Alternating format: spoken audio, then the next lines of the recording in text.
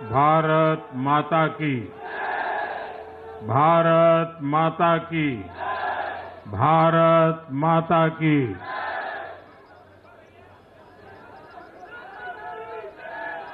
हम सबने सुना है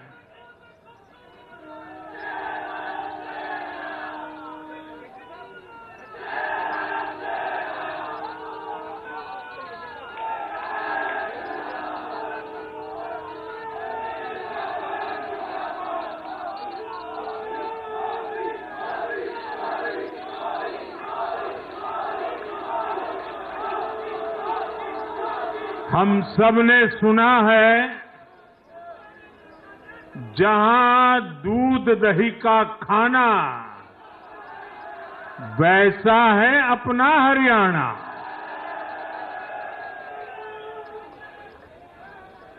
हरियाणा के लोगों ने फिर कमाल कर दिया है और कमल कमल कर दिया है। साथियों, आज नवरात्रि का छठा दिन है। मां कात्यायनी की आराधना का दिन है। मां कात्यायनी शेर पर विराजमान होकर हाथ में कमल को धारण किए हुए हैं। हम सभी को आशीर्वाद दे रही है। ऐसे पावन दिन हरियाणा में तीसरी बार लगातार कमल खिला है।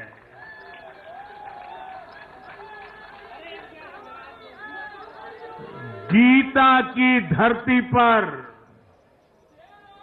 सत्य की जीत हुई है। गीता की धरती पर विकास की जीत हुई है। गीता की धरती पर सुशासन की जीत हुई है। हर जाति, हर वर्ग के लोगों ने हमें वोट दिया है। साथियों, जम्मू कश्मीर में दशकों के इंतजार के बाद आखिरकार शांतिपूर्वक चुनाव हुए। वोटों की गिनती हुई, नतीजे आए। ये भारत के संविधान की जीत है, भारत के लोकतंत्र की जीत है। जम्मू कश्मीर के लोगों ने नेशनल कॉन्फ्रेंस और उनके गठबंधन को ज्यादा सीटें दी है। मैं उन्हें भी शुभकामनाएं देता हूं।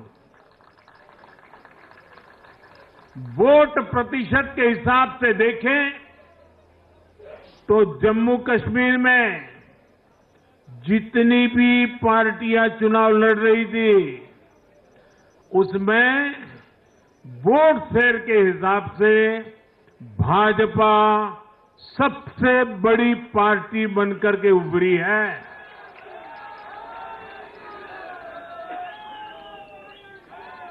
मैं हरियाणा और जम्मू कश्मीर में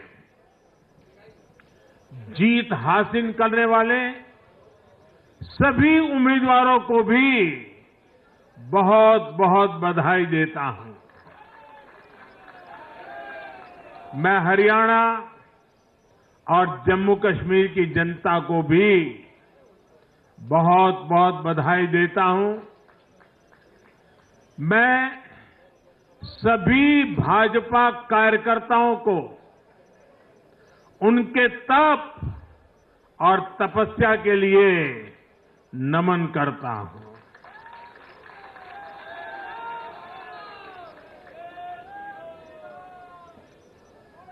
हरियाणा की ये जीत कार्यकर्ताओं के अथाग परिश्रम का परिणाम है। हरियाणा की ये जीत नड्डा जी और हरियाणा की टीम के प्रयासों की जीत है। हरियाणा की ये जीत अतिशय नम्र विनम्र ऐसे हमारे मुख्यमंत्री जी के कर्तव्यों की भी जीत है। साथियों, आज हरियाणा में झूठ की गुट्टी पर विकास की गारंटी भारी पड़ी है। हरियाणा की जनता ने नया इतिहास रच दिया है। शायद आप लोगों को पूरी जानकारी नहीं होगी, हरियाणा का गठन 1966 में हुआ था। इतने वर्षों में बड़े बड़े दिग्गजों ने इस राज्य का नेतृत्व किया। शायद हिंदुस्तान में बहुत कम राज्य के नेता ऐसे होते हैं जिनको पूरा हिंदुस्तान जानता है। एक जमाना था हरियाणा के इन दिग्गज नेताओं का नाम पूरे देश में चर्चा में रहता था। हरियाणा में अब तक 13 चुनाव हुए। 13 चुनावों में से 10 चुनावों में हरियाणा के लोगों ने हर 5 साल के बाद सरकार बदली, लेकिन इस बार हरियाणा के लोगों ने जो किया है वो अभूतपूर्व है। वो पहले कभी नहीं हुआ। पहली बार ऐसा हुआ है जब 2 कार्यकाल, पूरे 5-5 साल के 2 कार्यकाल पूरा करने वाली किसी सरकार को हरियाणा में फिर से मौका मिला हो। ये भारतीय जनता पार्टी को तीसरी बार मौका मिला है। यहां के लोगों ने सिर्फ तीसरी बार हमारी सरकार नहीं बनाई, बल्कि हमें सीटें भी ज्यादा दी हैं और वोट शेयर भी ज्यादा दिया है। ऐसा लगता है हरियाणा के लोगों ने छप्पर फाड़ कर वोट दिया है। इस जनादेश की गूंज दूर दूर तक जाएगी।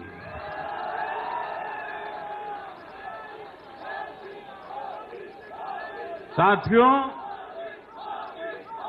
भाजपा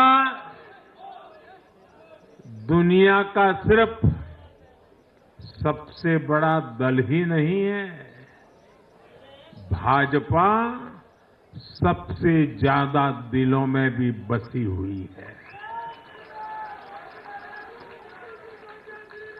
हरियाणा में जनता ने विकास के मुद्दे पर भाजपा की हैट्रिक लगाई।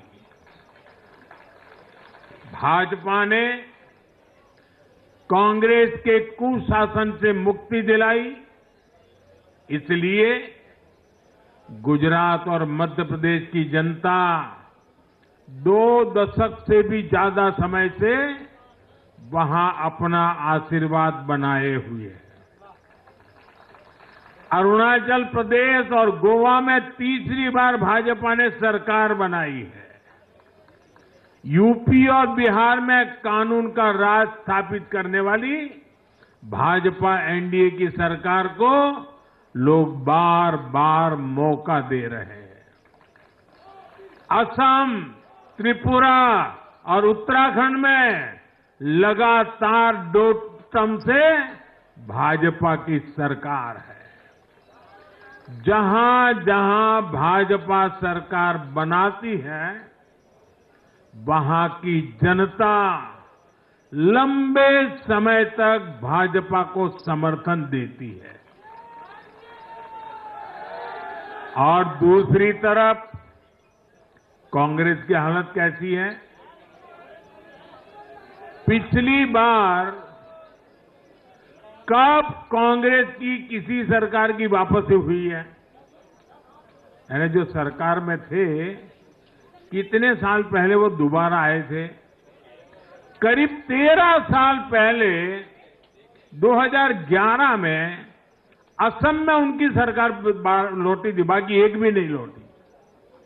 उसके बाद भी जितने चुनाव हुए, लोगों ने कहीं भी कांग्रेस को सेकंड टर्म नहीं दिया है। आपको जानकर के हैरानी हो जाएगी दोस्तों, देश में कितने ही राज्य हैं जहां कांग्रेस कभी 60 साल पहले वहां थी, कहीं पर 50 साल पहले थी, कहीं पर 40 साल पहले थी, 50-60 साल से वो सत्ता में आई ही नहीं है। एक बार लोगों ने निकाल दिया, कांग्रेस को घुसने नहीं दिया है। देश के ज्यादातर राज्य के लोगों ने कांग्रेस के लिए नो एंट्री का बोर्ड लगा दिया है। पहले कांग्रेस सोचती थी कि वो चाहे काम करे या न करे, लोग तो उसको वोट देंगे ही। लेकिन अब कांग्रेस की पोल खुल चुकी है, उसका डिब्बा गोल हो चुका है। साथियों, कांग्रेस सत्ता को अपना जन्मसिद्ध अधिकार मानती है। सरकार में ना रहने पर कांग्रेस की हालत जल बिन मछली जैसी हो जाती है। इसलिए वो सरकार में आने के बाद देश को, समाज को भी दांव पर लगाने से नहीं हिचकती। आज पूरा देश देख रहा है कि कैसे कांग्रेस हमारे समाज में जाति का जहर फैलाने पर उतर आई है। जो लोग चांदी नहीं, सोने का चम्मच मुंह में लेकर पैदा हुए, जो लोग पीढ़ी दर पीढ़ी 5 स्टार लाइफ जीते आ रहे हैं, वो गरीब को जाति के नाम पर लड़वाना चाहते हैं। हमारे दलित, पिछड़े, आदिवासी समाज को भूलना नहीं है। ये कांग्रेस है जिसने दलितों, पिछड़ों पर सबसे ज्यादा अत्याचार किया है। ये कांग्रेस है जिसने उन्हें इतने दशकों तक रोटी, पानी, मकान से वंचित रखा।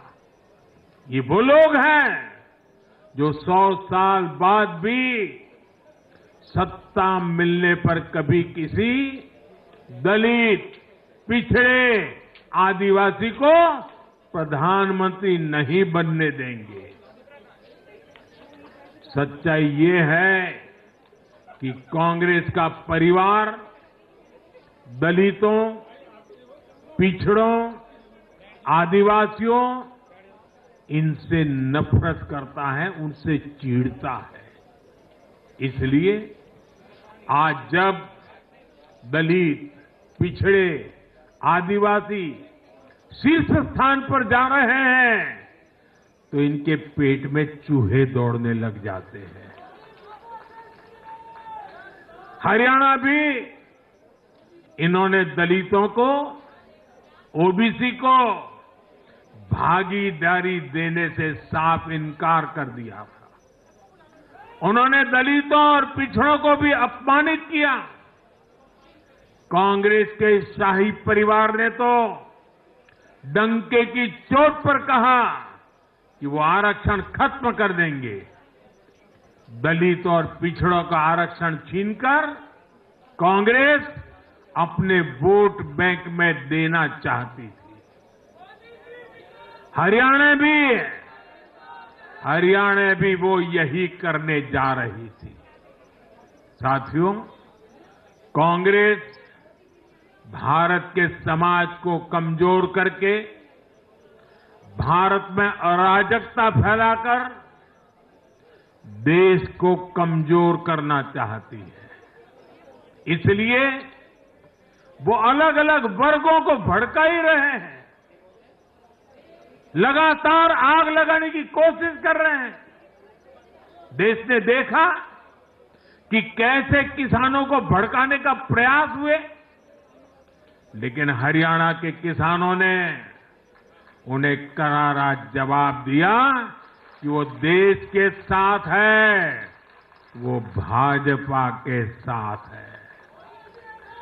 हमारे दलित ओबीसी साथियों को भड़काने की कितनी ही कोशिशें हुई, क्या क्या प्रपंच नहीं किए गए, लेकिन इस समाज ने भी इस षड्यंत्र को पहचाना और कहा कि वो देश के साथ है, भाजपा के साथ है। इन लोगों ने हमारी सेना को लेकर भी अपप्रचार किए, हमारे नौजवानों को भड़काया। इस साजिश को भी हरियाणा के नौजवानों ने नाकाम कर दिया। आज हरियाणा ने कांग्रेस को दो टूक संदेश दे दिया है। ये देश विरोधी पॉलिटिक्स नहीं चलेगी। हरियाणा की हर बिरादरी, हर परिवार ने एकजुट होकर वोट दिया, देशभक्ति से ओतप्रोत होकर वोट दिया।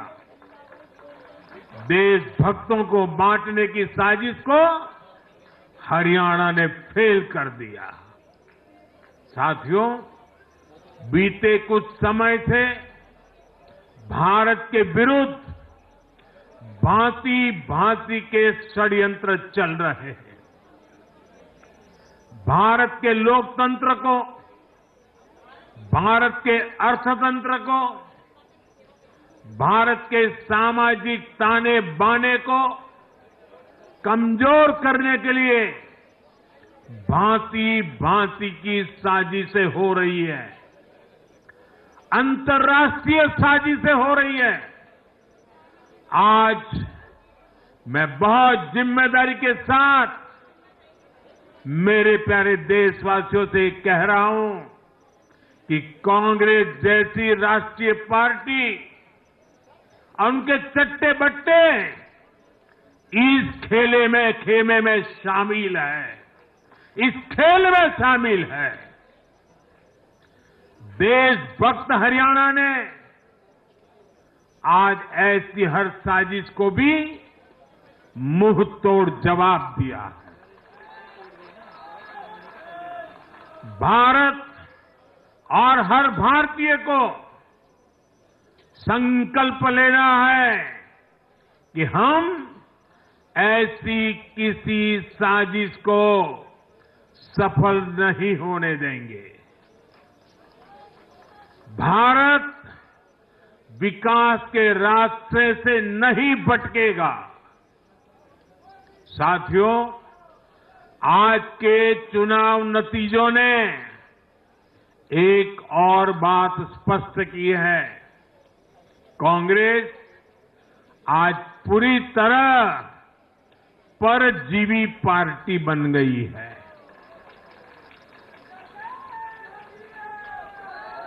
यहां हरियाणा में कांग्रेस परजीवी बनकर किसी के साथ नहीं थी, अकेली थी, तो उसे करारी हार मिली। जम्मू कश्मीर में उसकी सहयोगी पार्टी डर के मारे पहले से कई कह रही थी कि कांग्रेस की वजह से उसे नुकसान हो रहा है और आज के नतीजों में भी वही दिखा है। आपको याद होगा लोकसभा चुनाव के नतीजों ने भी हमने यही देखा था। लोकसभा में कांग्रेस जितनी सीटें जीती उनमें आधी से ज्यादा सीटें वो अपने सहयोगियों की वजह से जीती है। इसके अलावा जहां सहयोगियों ने कांग्रेस पर भरोसा किया वहां उन सहयोगियों की ही नैया डूब गई। कई राज्यों में कांग्रेस के खराब प्रदर्शन का खामियाजा उसकी सहयोगी पार्टियों को उठाना पड़ा। कांग्रेस ऐसी परजीवी पार्टी है जो अपने सहयोगियों को ही निगल जाती है। साथियों, कांग्रेस एक ऐसा देश बनाना चाहती है जहां लोग अपनी ही विरासत से नफरत करते हो, अपनी राष्ट्रीय संस्थाओं पर शंका करते हो, जिस पर देशवासी गर्व करते हैं, कांग्रेस उस हर चीज की छवि को धूमिल करना चाहती है। देश का चुनाव आयोग हो, देश की सेना हो, हमारी पुलिस हो, देश की न्यायपालिका हो, कांग्रेस हर संस्था पर दाग लगाना चाहती है। आपको याद होगा लोकसभा चुनाव का परिणाम आने के पहले इन्होंने किस तरह का कोहराम मचाया था। चुनाव के दौरान भी ये लोग, इनको सहयोगी दल, इनके अर्बन नक्सल साथी कितनी बार कोर्ट गए, सुप्रीम कोर्ट तक गए। और किस लिए? ताकि ये लोग चुनाव आयोग की संवैधानिक निष्पक्षता पर बट्टा लगा सके। आज भी उन्होंने ऐसा ही काम किया है। आज भी कांग्रेस ने देश की जनता को गुमराह करने की कोशिश की है। कांग्रेस हर बार यही कोशिश करती है कि हमारी संस्थाओं की निष्पक्षता पर सवाल उठाए, उसकी प्रतिष्ठा पर आघात करे। कांग्रेस की यही आदत रही है। कांग्रेस बड़ी बेशर्मी से ऐसी करतूतें करती आ रही है।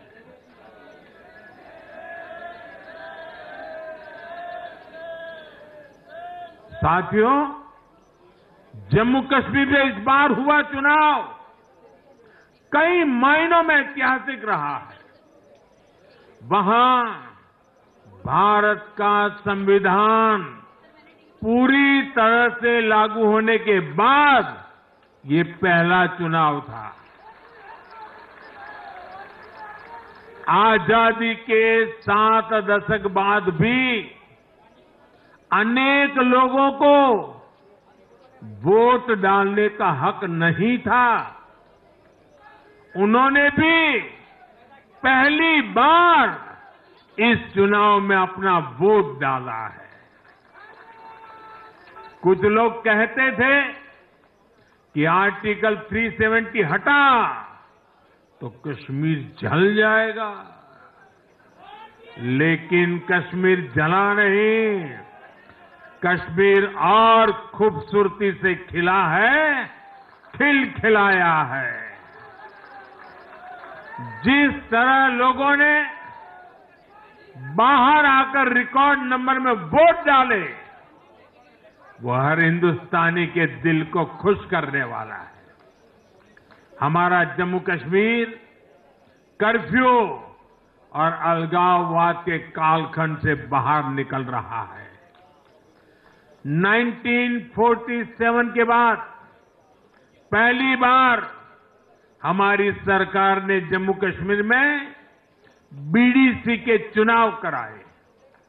आज पहली बार प्रशासन के हर स्तर पर, फिर चाहे वो विधायक हो, बीडीसी हो, डीडीसी हो, हर स्तर पर अब जनता द्वारा चुने हुए प्रतिनिधि काम करेंगे। हमने जम्मू कश्मीर में संविधान की स्पिरिट और उसकी मर्यादा की पुनः प्रतिष्ठा की है। बाबा साहब आम्बेडकर को इससे बड़ी श्रद्धांजलि क्या होगी। साथियों, मैंने विकसित भारत के लिए 4 स्तंभों की चर्चा, बार बार उस चर्चा को आपके सामने रखा है।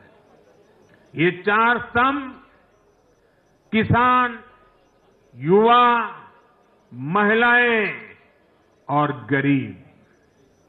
जम्मू कश्मीर हो या हरियाणा, हम विकास को इन्हीं 4 धाराओं के, 4 स्तंभों के बलबूते पर देश को विकसित भारत बनाने की दिशा में आगे बढ़ रहा है। इनको सशक्त करना ही भाजपा की प्राथमिकता है। हरियाणा के गरीब तो पिछले 10 साल से डबल इंजन की सरकार का काम देख रहे हैं।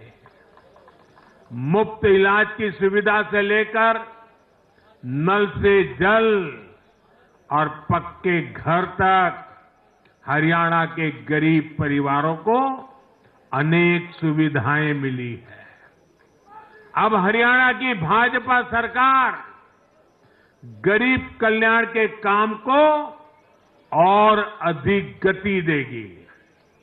साथियों, हरियाणा तो कृषि के मामले में देश के अग्रणी राज्यों में शामिल है। हरियाणा की इस ताकत को भाजपा और मजबूती देने वाली है। हमारा लक्ष्य एकदम साफ है। भाजपा सरकार हरियाणा के किसानों की उपज को दुनिया के बाजारों तक पहुंचाना चाहती है। बाजरा जैसा यहां का मोटा अनाज श्री अन्न के रूप में दुनिया भर के डाइनिंग टेबल पर पहुंचे, ये हमारी प्रतिबद्धता है। हरियाणा खाने के तेल में आत्मनिर्भरता के मिशन को भी शक्ति देने वाला है। इससे हरियाणा के तिलहन किसानों को भी ज्यादा लाभ होगा। साथियों, हरियाणा के युवाओं ने दुनिया भर में अपना लोहा मनवाया है। चाहे मानेसर में मैन्युफैक्चरिंग सेक्टर हो, गुरुग्राम के स्टार्टअप्स हो या फिर खेल की दुनिया, हरियाणा के छोरा छोरी खूब धूम मचा रहे हैं। भाजपा सरकार इन सभी क्षेत्रों में और अधिक निवेश को बढ़ावा देने वाली है। आने वाले समय में भारत दुनिया में खेलों की एक महाशक्ति बनने जा रहा है और इसमें हरियाणा के नौजवानों की भूमिका बहुत बड़ी रहने वाली है। इसलिए हरियाणा में स्पोर्ट्स, ये इंफ्रास्ट्रक्चर को बढ़ावा देने के लिए एक आधुनिक रोड मैप भाजपा ने रखा है। साथियों, जब महिलाओं की बात आती है तो विमेन लेड डेवलपमेंट आज देश का मिजाज बनता जा रहा है। हमारी माताओं, बहनों, बेटियों के सशक्तिकरण से जुड़े हर पहलू पर भाजपा फोकस कर रही है। हरियाणा वो राज्य है जिसने बेटी बचाओ बेटी पढ़ाओ के रूप में देश को नेतृत्व दिया है। अब हरियाणा में हजारों लखपति दीदी और ड्रोन दीदी बनाने वाले हैं। लाडो लक्ष्मी योजना से भी हरियाणा की बहनों को मुफ्त बहुत लाभ होने वाला है। जब माताएं बहनें आर्थिक रूप से समृद्ध होगी, समर्थ होगी, तो इसका लाभ पूरे परिवार को होगा। परिवार समर्थ होगा तो हरियाणा समर्थ होगा, देश समर्थ होगा। साथियों, भाजपा की सरकार राष्ट्र को सर्वोपरि रखती है। Nation first. भाजपा की सरकार गरीबों की सेवा के लिए प्रतिबद्ध है। केंद्र हो या फिर हरियाणा, इन 10 सालों में भाजपा की सरकार पर भ्रष्टाचार का एक दाग नहीं लगा है।